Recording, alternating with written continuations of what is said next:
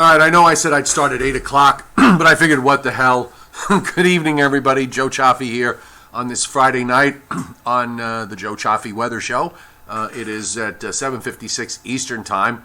And I noticed from the pre-show chat that has been opened up for a while, everybody's kind of opining on their opinions about the Derby for tomorrow. So I'm going to probably spend a little bit of time on that. First off, betting is already underway. So in the field, you have Hakai, I think, is the 12 horse, was scratched because of an abscess. And, of course, Omaha Beach was the 11 horse. And it was the morning line favorite, I believe, was also scratched the other day because of an epiglottis issue. And he's going to have surgery, and he won't be back to the summer, so he's going to miss all of the Triple Crown races. Right now, in the early betting, Tacitus, the 8 horse, is a 5-1 favorite, and Maximum Security, the 7, is also 5-1, and Improbable, the 5 horse, is also 5-1. Game Winner is 6-1. That's the 16. Roadster 9-1.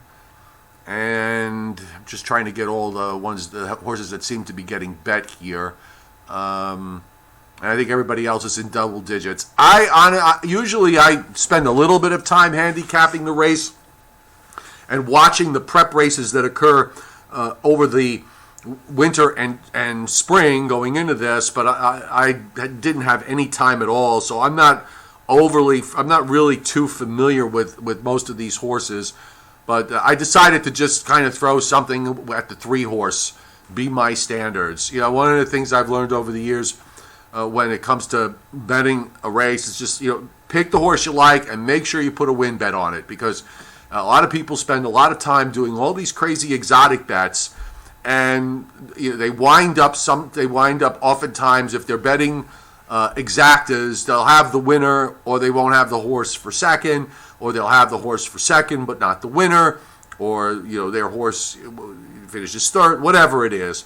So the same holds true with triples and superfectas. They can have big payoffs, clearly, but of course, you got to get the right horses to come in, leave the favorites out, and when you got a big field like this, those exotics do pay a lot. But just remember, if you're going to bet, put a win bet down on the horse you like, so at least if your horse does win and all your other combinations don't, you walk away with what you started with, which at the end of the day is, in my book, that's the same as finishing ahead.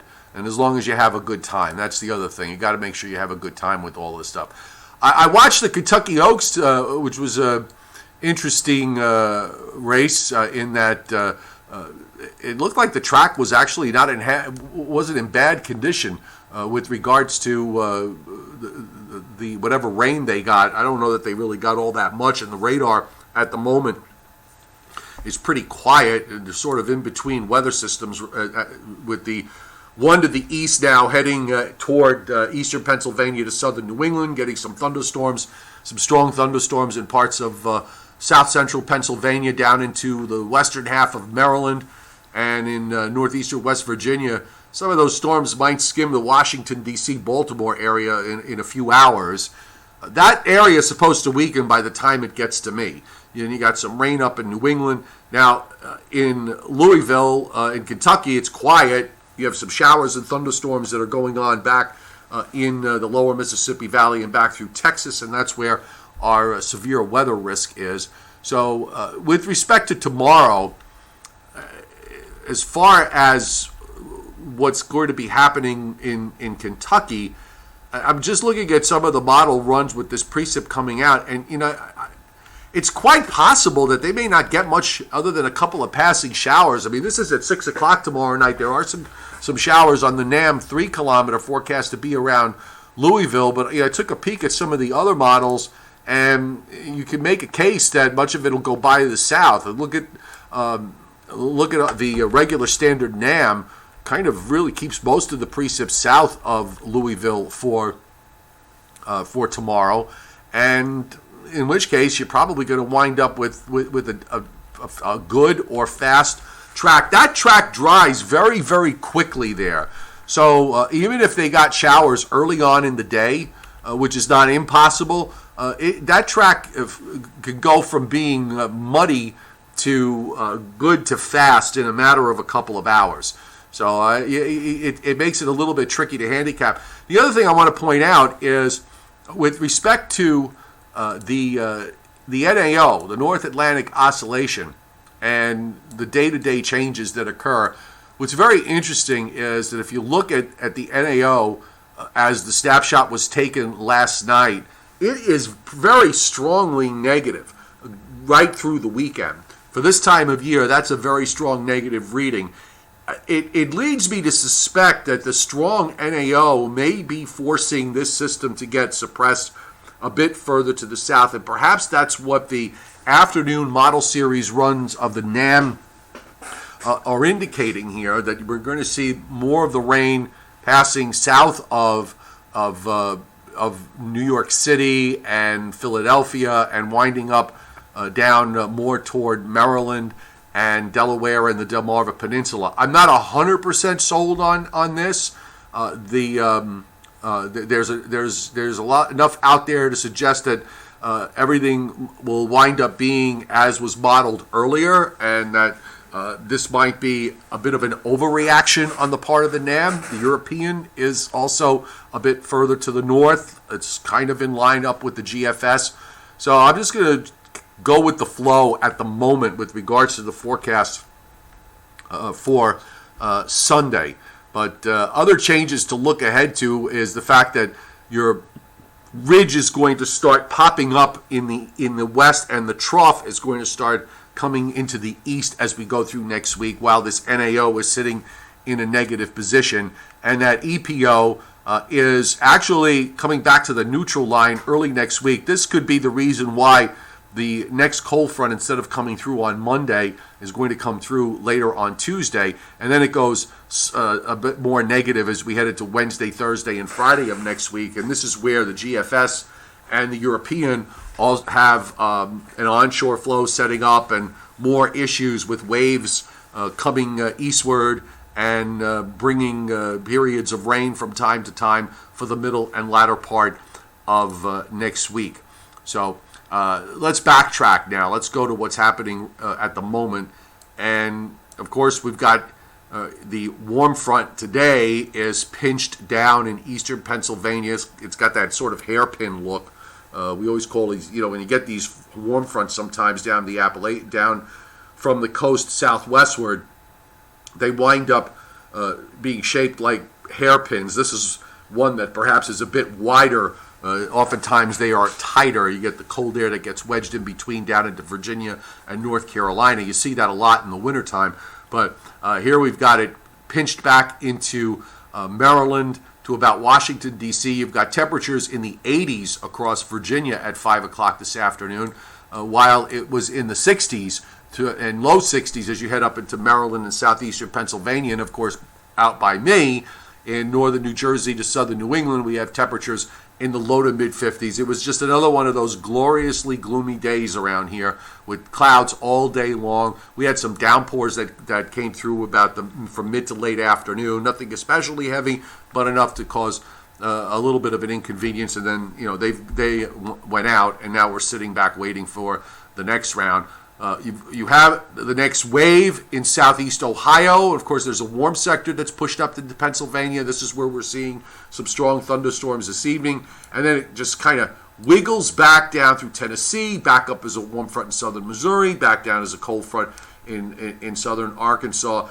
This stationary boundary, we've been describing this all week long as something that's just been basically buckling back and forth. We haven't been able to get a good solid shortwave to just kind of come out and make for one deep enough low to just kind of bring the rains through, get it out of the way, get it done, and then bring in a dry air mass. The upper flow just doesn't favor that. These weather systems have been relatively weak, so you get these ripples that just move along and they buckle the front north and south, but in general, they just don't change the overall profile of what's happening. And the temperatures all through the Great Lakes, we're talking about temperatures in the 40s and 50s. And this is cool air for this time of year and extending into southeastern Canada and through upstate New York and into New England.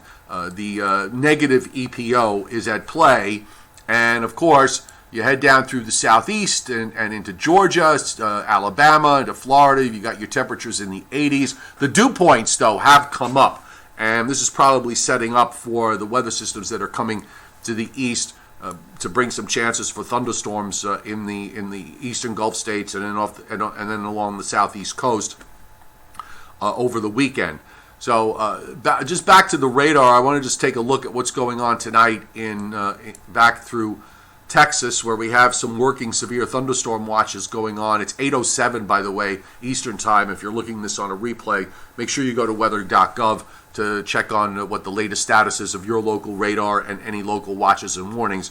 But we do have a busy radar tonight across Texas. They've been in severe weather risk now for the last 3 or 4 days. It hasn't really come out of there because we just sort of have this boundary with these little short waves ripping through one after another, and here comes this is the latest one. Now, this is the system, by the way, that is going to play out for Saturday and Sunday, but particularly for late Saturday night and Sunday for my area, eastern Pennsylvania, southern New England, New York City, Philadelphia, that Hudson Valley, Long Island, etc. And it's going to be another fun time with winds coming in from off the ocean. And if it winds up being suppressed to the south, yeah, that would lessen the rain, but you're still going to have a raw northeast flow, and a raw northeast onshore flow, which means we'll probably be sitting in clouds all day. So it's just not going to be fun no matter what. My advice is, if you've got outdoor things to do them on Saturday, because I think the bulk of the daytime tomorrow should be rain-free, and particularly tomorrow afternoon into tomorrow evening, I think should be fine. We'll probably have, at the very least, brightening of skies and breaks of sunshine from place to place. And if the sun cooperates and comes out, we could see temperatures climbing up into the low 70s. And here's the tighter view of the weather going on across the Northeast right now. This is, up in New England, we have one of those lows on that, that wiggling frontal boundary. That's going out. Now you've got the second one that's coming out of Ohio, and that's the area that you see that's producing the showers and storms. Now, they're peaking now. I'm thinking after we get past 9 or 10 o'clock, the strength of this should probably weaken as they move eastward, but some of it will hold together. And then you got that break. Doesn't look like there'll be any rain for a good part of tonight in Kentucky and in Louisville. And then, of course, you've got the area back through Texas that'll be moving on to the east. So here's the situation with regards to the upper air. And again, you don't really have, with this lead system that's coming through tonight, it's coming into a ridge position here in the east, and that's why it's probably not going to hold up very much. You can barely find a kink in the flow that moves on through. Here's the how it looks from this evening in terms of the upper high, the ridge off the east coast. I'm sorry, and then of course you've got the short wave with the stuff that's going on back through Texas and the southern plains, a bit more defined. But even here, it's nothing to write home about. You can just kind of find some kinks there in the flow going into Sunday. But there's really the short wave here for the system for Saturday night and for Sunday just doesn't look all that impressive. And then you catch a break here going into Monday and Tuesday, although you still have a front that's going to be coming down later on Tuesday, but at least the flow aloft is moving things along for Monday and Tuesday, that perhaps we could squeeze out a couple of dry days here. I got my fingers crossed on this. If I had to pick one of the two, maybe Monday winds up being a bit better than Tuesday, because Tuesday we're going to wind up with a weather front going by. So let's look at the GFS here. And here's where the GFS model and the European, they both take that low off the Virginia coast. The GFS is a little further north. It does a little bit more with the rain on this run. I'm really very hesitant to want to cut rainfall amounts back.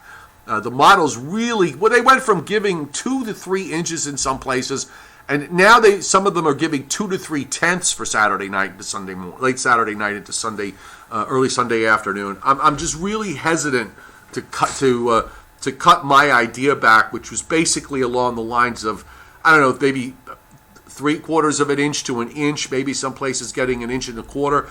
The GFS late this afternoon suddenly went a bit more bullish here with a little patch of heavy rain there early Sunday morning, moving into southeastern Pennsylvania and across central New Jersey and touching Long Island before it moves out. But you can see the precip kind of the precip is lingering through at least mid-morning on Sunday on the GFS, which is a little faster, and you still have northeast isobars. So I'm thinking that it's going to be rather problematic for things to clear out. And just running back, at least as far as tomorrow is concerned, so this front comes through tonight and stalls out. And now you've got this southern energy that's sort of moving in, and the low gets re-energized here Saturday night into Sunday morning. Then that moves out. So now you've got, at least for Monday, what looks like a halfway decent day. But you'll notice there's a cold front that's running from the St. Lawrence Valley across the Great Lakes back through Iowa. That's the next front that comes in.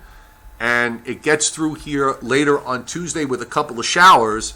And of course now we're starting again with an onshore flow. Low pressure back through Kansas. Another low here on Wednesday of next week near Memphis. But notice you can't see it all the way, but there's a high north of Lake Superior. You've got easterly isobars, or northeast or easterly isobars running from New Brunswick across New York State, across the Great Lakes, and over into Minnesota. And another frontal boundary setting up, stalling out, probably close to where this one stalls out. Southern New Jersey, the Delmarva Peninsula, back into West Virginia, and now you've got a low that's coming out on Wednesday into eastern Kentucky. Now, is it flat like this? Does it wind up pushing up further to the north? I think that's going to depend on the strength of any short waves that are going to be coming out. And here's we'll go to the U.S. Upper air. And it's you have a very active northern jet. That's your negative EPO in play. But you have a very active northern jet. The ridge wants to pop up, and you still have short waves in that northern stream that are just coming along, and that carries us through all next week and into the following week as well. You do have at least what appears to be enough as we get into mid-month that maybe weather systems will start moving along in a more west to east fashion. But you'll notice that at least on this run, there's still a tendency for troughing to happen in the east. I said yesterday, and I'll say it again today, I really don't care so much if it's going to rain every 2 or 3 days. That's fine. It could pour its heart out every third day. As long as we can get the other 2 days, I'm good with it.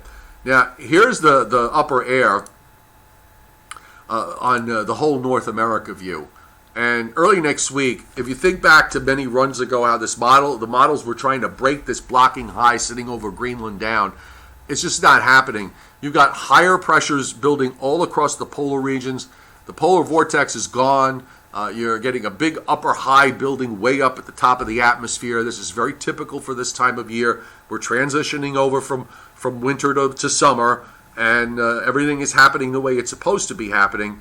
But when you've got this blocking high that is sitting midway between Greenland and Labrador, of course, that is suppressing that Canadian jet further south than it otherwise would be, and you've got these active short waves coming down in the flow. You've got some of them coming in the southern stream, getting ejected by that upper low that's sitting in Southern California, and on it goes. And over time, you still have the models trying to show higher than normal pressures up in the North Atlantic. So you got to figure that this pattern we're in is going to be very, very hesitant to break down anytime soon. And you just got to hope that you luck out from time to time and from place to place where you wind up with a couple of days here and there where the weather's decent maybe you could string 2 days back to back if you're absolutely lucky. Now, Storm Prediction Center tonight, I'm going to come to the chat board, by the way, a little early. Storm Prediction Center tonight, this is as of 8, we're now at 8:16 Eastern Time, in case you're watching this on a replay. Weather.gov to get your latest radars and any watches and warnings. We have a shrinking severe thunderstorm watch covering West Virginia, and it looks like, yeah, they haven't really, the lines are close together. That's the same severe thunderstorm watch from before. It hasn't been extended eastward, but that watch box is shrinking as those thunderstorms move east. They upgraded that area to a slight risk of severe late this afternoon. And then, of course, you've got that slight risk in South Texas and even back to West Texas, encased inside a larger area of marginal risk that meanders its way up through Oklahoma and into Arkansas. With respect to the next couple of days, I will really fast. Let's get that other window back up. I'll bring that back. Where is it? There we go. So let's, I'll bring the SPC risk maps up for tomorrow. SPC. All right, so here we go. So for tomorrow, we now, actually, it looks like they upgraded this late this afternoon. SPC has a slight risk of severe from the central Gulf Coast, extending up through Alabama, northern Georgia, western South and North Carolina, easternmost Tennessee, and southwest Virginia, with marginal risk pushing up into southern Pennsylvania, Maryland, and just about to Delaware. This is for Saturday, and you have that other area of slight risk up through West Texas, New Mexico, and in the in eastern Colorado, with marginal risk pushing up into Nebraska. Sunday, we're looking at marginal risk there in the southeast, eastern half of North Carolina, South Carolina, southeast Georgia, and northern Florida. And that marginal risk kind of fingering its way up from West Texas through the western plains and then swinging eastward across Iowa. So that pretty much, at least we don't have, at the moment anyway, and I'm not expecting it, not seeing any kind of enhanced risk running around. And WPC, just real quick to sum it up for tonight. So WPC, the Weather Prediction Center, with its rainfall forecast, still for the next 7 days, just really kind of clobbering that area in the southern plains, north and east Texas, into Louisiana, northern Louisiana, Arkansas, northwest Mississippi, parts of western Tennessee, in a large area of 3 to 5 inch plus rains, and in the northeast, for Pennsylvania, across New Jersey, Long Island, and through southern New England, and much of the Hudson Valley from I would guess from about I-90 south, if you want me to pick a spot, 2 to maybe 3 inches of rain over the next 7 days. I'm wondering how much of that is from early this week, from the weekend, and I venture to think that most of that comes later in the forecast period in their eyes, but I can't be 100% sure on that without reading their discussions. Okay, so now it's me up here. Let me just come to the chat board. We've got a few minutes worth of time. Going back to Goldsboro, North Carolina next week. Got to cut me your grass there too, Robert Brown. I bet you do. Can I remember the longest pattern like this lasting during the spring?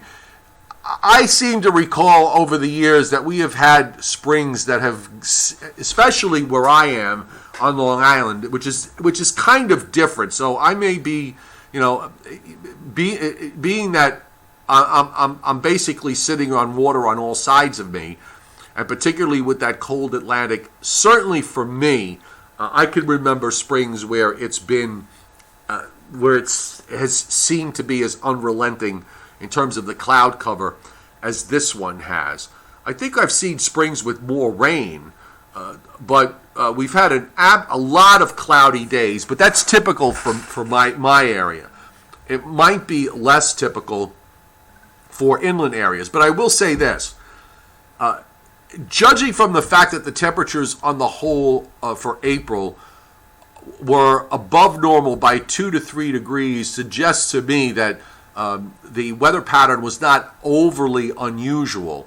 But I will also say that if now as we get through this Scott Briller, thank you very much. I'll get back to you, Scott, in just a second. Well, let me finish my thought with Chuck.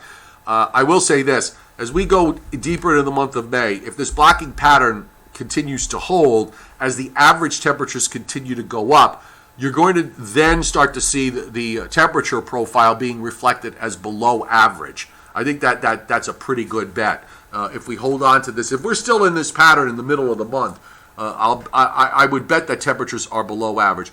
Scott Briller, thank you very much for hitting Super Chat. Your birthday is May 10th, and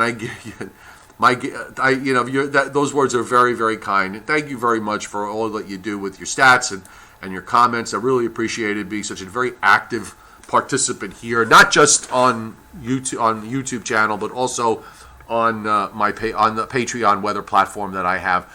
Thank you so much, and I will enjoy that tonight with a cigar on the drive home. And Izzy D, I know you're probably because of the Sabbath, you're probably not on, but if you watch this on a replay, thank you for hitting a super chat tonight as well. I really appreciate it. And 7 snow blizzards from October 2018 to May 2019. Very low count for your region, Alfred Phillips. I would think, Alfred, you speak, you know your area, and they talk about the fact that there's more open water up in the Arctic Ocean. I really haven't given a look into what the extent of the sea ice was during the winter time, but I would have thought that would have perhaps increased the frequency of snowfall there. Although, if you look at, folks, if you ever go look at the climatology of up on the North Slope, it's actually quite dry. You don't get these huge monstrous snowstorms right along the coast up that way. I know everybody, you kind of make this sort of general assumption that you're in Alaska, therefore it has to be cold and snowy all the time. Well, the snow part might be correct. I'm sorry, the cold part might be correct, but the snow part oftentimes is another matter. And right along that north coast, that the average annual snowfalls are not the kind of big numbers you might think. Shelly Man Studios, did the Northwest, Pacific Northwest, and the Northeast weather flip-flop? Well, it does seem that way, but I would just continue to emphasize the fact that this is the spring, and the spring in the Northeast, it's like this every spring.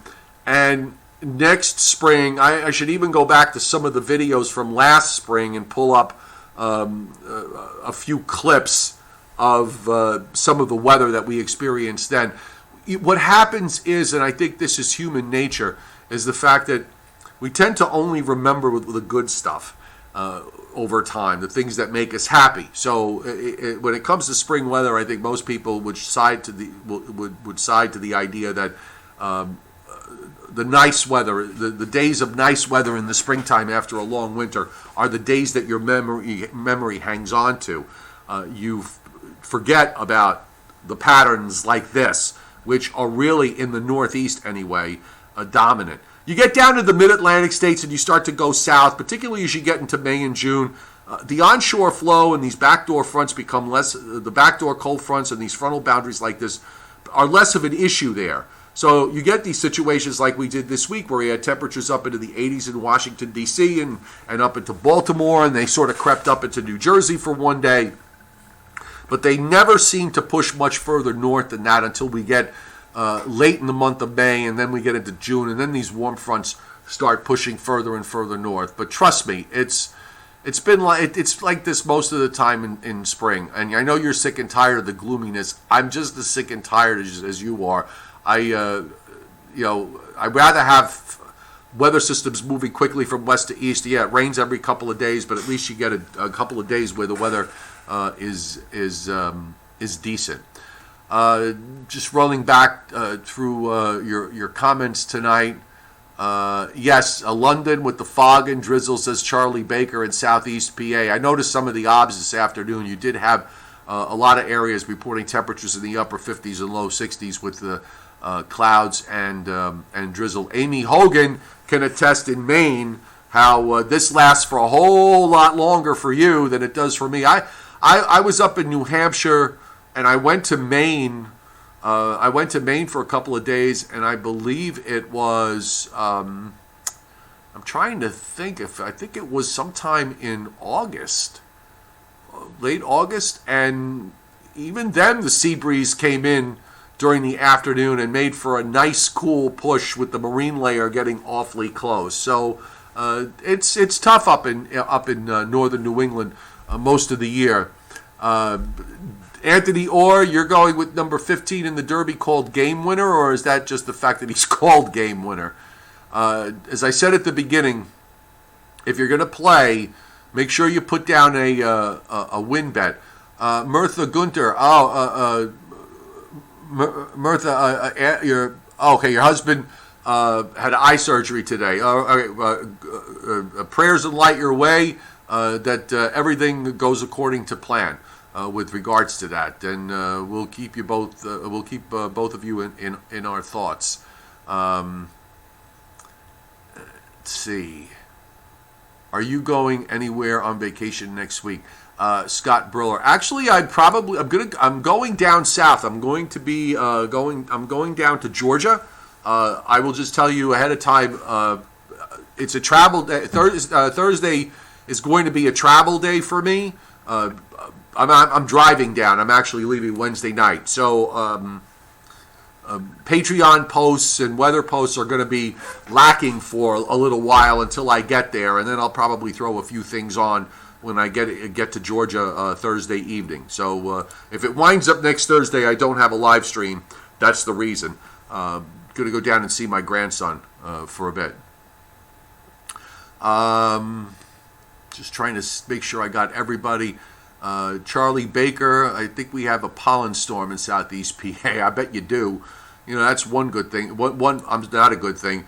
With the wet, cool weather, the spring blooms are going to last for quite a while.